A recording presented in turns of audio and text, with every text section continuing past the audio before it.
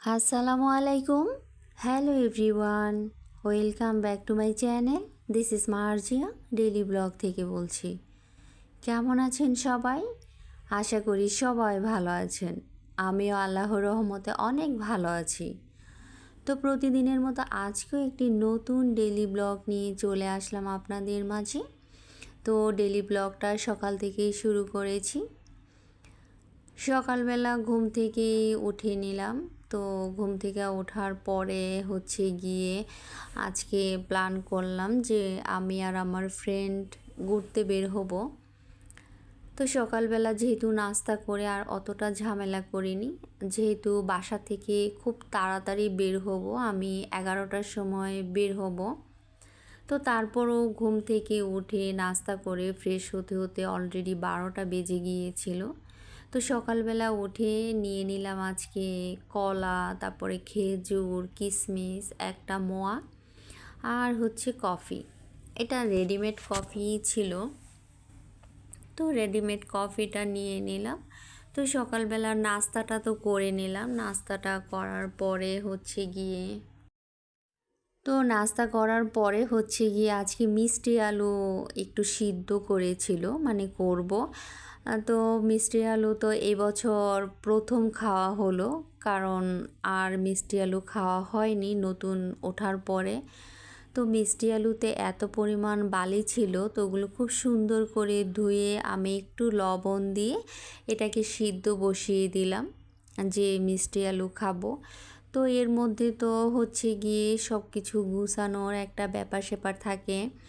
তো সব কিছু গুছিয়ে, মানে বাহিরে যেহেতু যাব সারাদিনের জন্য, তো আমার ফ্রেন্ডদের সাথে থাকতে তো ভীষণ ভালো লাগে।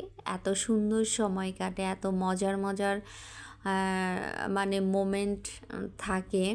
তারপরে গিয়ে এত ভালো লাগা কাজ করে, কারণ আলহামদুলিল্লাহ আমার বাসায়ও আমার মা, আমার ভাই বোন অসম্ভব ভালো। আমি তো বাসায় খুব সুন্দর একটা সময় কাটাই, বরং আমার যন্ত্রণায় বাসায় আরও সবাই ভয়ে থাকে। আমার মা, আমার আপা, আমার ভাই, তো আমার যন্ত্রণাতেই ওরা অতিষ্ঠ। আমাকে আর কেউ যন্ত্রণা দেওয়ার মতো লোকজন নেই। তো দেখা গেছে আমার ফ্রেন্ডদের বেলায়ও আমিই যন্ত্রণা দিই, ওরা আসলে যন্ত্রণা দেয় না। তো নতুন আলু, মানে মিষ্টি আলু তো সিদ্ধ বসিয়ে দিলাম, নতুন উঠেছে। তো এর মধ্যে কিছু বাজার নিয়ে এসেছিল, মানে বাজার বলতে বিস্কিট, তারপরে মোয়া, যেহেতু মাঝে মাঝে মোয়া খাওয়া হয়, তাই শেষ হয়ে গেলে খারাপ লাগে, ওগুলো চলে আসছে।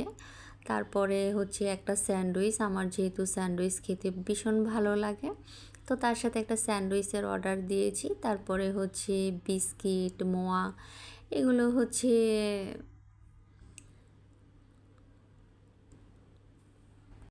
ইউসুফ বেকারির এই বিস্কিটগুলো খুবই মজা, কিন্তু ইউসুফ বেকারিতে মানে অনেক দাম, কিন্তু খাবারগুলো কিন্তু সেই।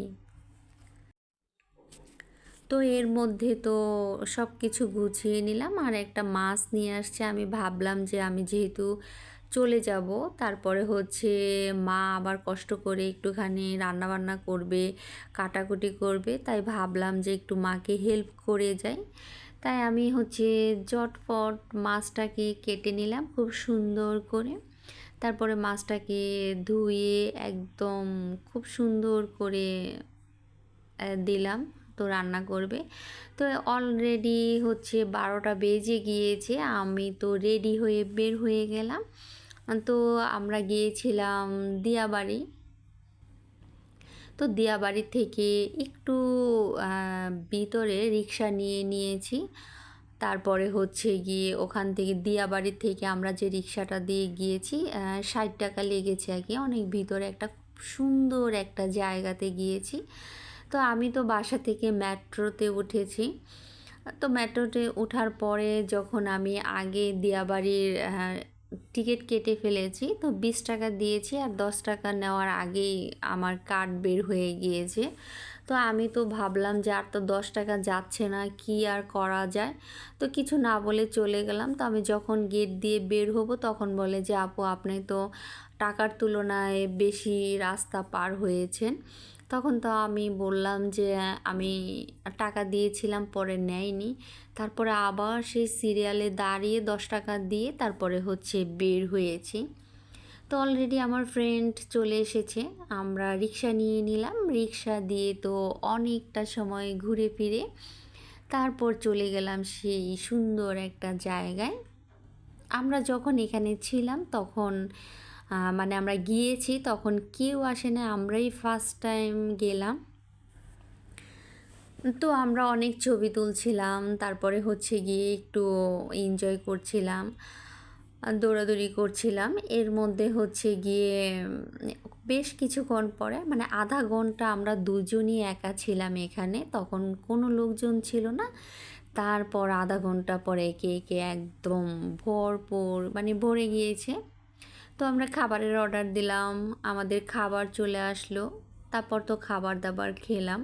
তো এটা একদম মেট্রোর পাশেই, কিন্তু দিয়াবাড়ি থেকে অনেকটা দূরে, বাট আমার জায়গাটার নাম মনে নেই, আমার ফ্রেন্ড নিয়ে গিয়েছে।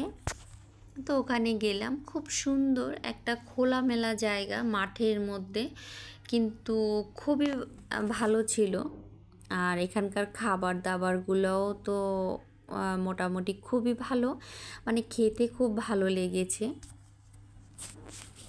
তো আমরা অনেকটা সময় বসে আড্ডা দিয়েছি, কারণ মানে আড্ডা ছাড়া তো আর কিছু হয় না, ফ্রেন্ডদের সাথে দেখা হলে আড্ডাটাই খুব বেশি দেওয়া হয়। তো অলরেডি হচ্ছে গিয়ে আমাদের খাওয়া দাওয়া শেষ, ছবি তোলা শেষ, আড্ডা দেওয়াও শেষ। এর মধ্যে একদম সন্ধ্যা হয়ে গিয়েছে, মাগরিবের আজানও পড়ে গিয়েছে। তারপরে ভাবলাম যে এখন তো বাসায় ফিরতে হবে, কারণ সন্ধ্যা সন্ধ্যা হয়ে গিয়েছে আর এমন একটা জায়গা, এখান থেকে তাড়াতাড়ি বের হতে হবে। তো সন্ধ্যার সময়ে আমরা আবার একটা রিক্সা নিয়ে নিলাম, রিক্সা নিয়ে তো চলে আসলাম। তারপরে আবার ট্রেনের টিকিট কেটে বাসায় চলে আসলাম। তো সারাটা দিন এত সুন্দর, এত ভালো সময় কেটেছে। তো শীতকালে হচ্ছে গিয়ে ঘোরাফেরাতে অনেক মজা, কারণ প্রচুর প্রচুর খাবার খাওয়া যায়। গরমকালে তো খাবার খেতে গেলে অস্থির হয়ে যেতে হয়, কারণ এরকম খোলামেলা পরিবেশে আসলে খাবার খাওয়া যায় না, প্রচণ্ড গরম লাগে, তারপরে হচ্ছে অন্যরকম একটা হাঁসফাঁস অবস্থা হয়। কিন্তু শীতকালে যেখানে ইচ্ছা সেখানেই বসা যায়, কোনো প্রবলেম নেই। তো যাই হোক, অনেকটা সময় কাটালাম, অনেকটা মানে খুব ভালো আর খুব সুন্দর একটা সময় কেটেছে। তো আমার আলহামদুলিল্লাহ সময়গুলো খুব ভালোই কাটে, কারণ আমি হচ্ছে গিয়ে আমার যখনই মনে চায় আমি তখনই হুটহাট বেরিয়ে যাই। আমি আমার ফ্রেন্ডদের ফোন করি যে কোথায় আছে, সে বের হয়ে যা, বা আমার ফ্রেন্ড আমাকে ফোন করে। মানে আমাদের দেখা গেল যে প্রতিদিনই বের হতে হয়, প্রতিদিন বের হই আমরা। তো এখন তুলনামূলকভাবে এই ইউটিউবের জন্য একটু কমই বের হওয়া হয়, কিন্তু ইউটিউব চ্যানেলের আগে আমি একদম রেগুলার বের হতাম, প্রতিদিন কোনো মিস ছিল না। তো এই ইউটিউবের চক্করে পড়ে এখন অবশ্যই মাঝে মাঝে একদিন বাদ যায়, একদিন বা 2 দিন কখনো কখনো মিস হয়ে যায়, কিন্তু তারপরও বের হই। কারণ আমার কাছে মনে হয় যে এই সময়গুলো যখন চলে যাবে, যখন আমার অনেক বেশি বয়স হয়ে যাবে, তখন আসলে আমার ইচ্ছে থাকলেও আর আমার সেই আনন্দটা লাগবে না। এখন আমি যে আনন্দ পাই একটা জিনিস পরে, একটুখানি ঘুরে বা একটা কিছু খেয়ে, তো একটা সময় পরে কিন্তু এই আনন্দটা আর পাবো না, কারণ বয়সের সাথে সাথে মানুষের সব কিছুই চেঞ্জ হয়ে যায়। আমি এখন যে আনন্দটা পাই সেটা হয়তো বা পাবো না, তাই আমি এটা মিস করতে চাই না। আমি চাই সবগুলো সময়কেই কাজে লাগাতে, সবগুলো সময়কে উপভোগ করতে।